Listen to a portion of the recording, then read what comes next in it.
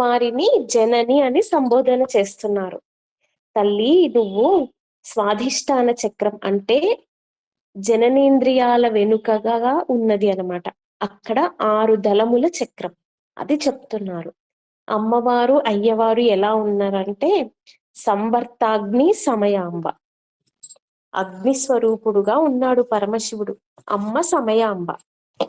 తవ స్వాధిష్టానే, ఇక్కడ స్వాధిష్టాన చక్రం. హుతవహ మధిష్టాయ నిరతం అంటే అగ్నితత్వానికి సంకేతం. పంచభూతాలలో అగ్నితత్వం. మనలో జననేంద్రియాల వెనుకగా ఒక పద్మం, 6 దళములు. అంటే సాధనకి ముందర ఈ పద్మం ముడుచుకొని పోయి ఉంటుంది. నేను ఇది ప్రతి శ్లోకంలో చెప్తూ వస్తున్నాను, సాధనకి ముందర ఈ పద్మం ముడుచుకొని పోయి ఉంటుందని. ఎప్పుడైతే భక్తితో, శ్రద్ధతో, విశ్వాసంతో అమ్మ ఉన్నది అని సాధన చేస్తూ ఉంటే మెల్లగా ఆ పద్మం అంటే కమలం విచ్చుకుంటుంది. అక్కడ అమ్మవారు ఉన్నారని ఒక ఎనర్జీ సెంటర్ భావన చేసుకోవాలి.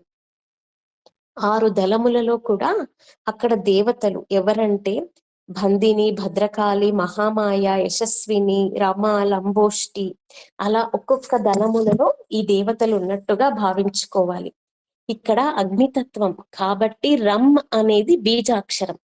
ఈ రకంగా స్వాధిష్టాన చక్రంలో అమ్మవారు సమయాంబ, అయ్యవారు సంవర్తాగ్ని, ఆ అగ్ని స్వరూపం ఏం చేస్తున్నాడంటే శివుడు లోకాలన్నింటినీ దహించి వేస్తున్నాడట.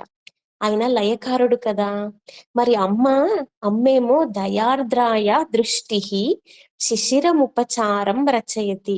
అమ్మ కదండి ఎంతైనా కరుణ స్వరూపురాలు, దయాస్వరూపురాలు. ఆవిడేమో చల్లదనాన్ని కలగజేస్తూ ఉంటుందంట మనకి.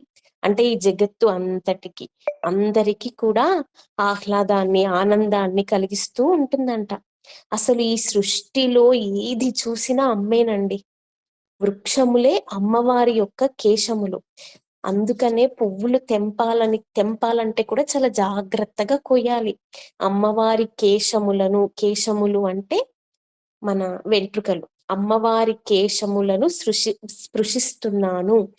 ఆ కేశములకు వచ్చిన సంపద ఆ పుష్పములు.